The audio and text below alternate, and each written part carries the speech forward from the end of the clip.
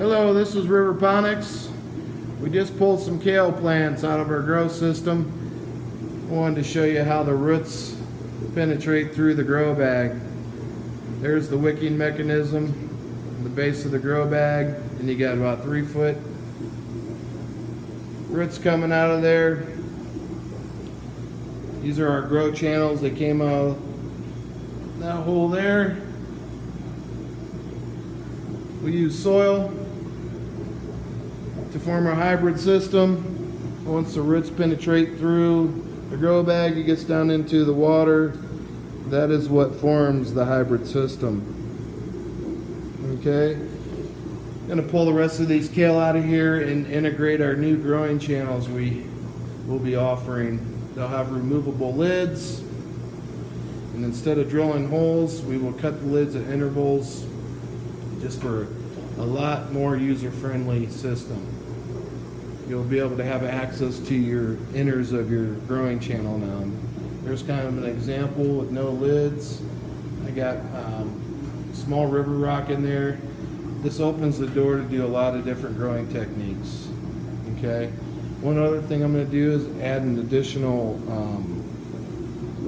wicking mechanism on the containers to see how that works out. Also, we're in the process of starting a worm farm. I'd like to introduce worms into each container and do the no-till lasagna techniques of layering your soil. So that should be real interesting. And with this type of growing system we offer, I think that technique will be extremely beneficial. And having the compost brewer as a patented growing system, you'll be able to add other beneficial micronutrients and what have you. Any type of deficiencies that may occur, you can supplement it using the brewer, which is the mechanism that controls the fluid that runs through the growing system. But pretty cool stuff. I just kind of wanted to show you how the roots perform in this type of system. The big broccoli plant, there's a root ball on that coming out of there.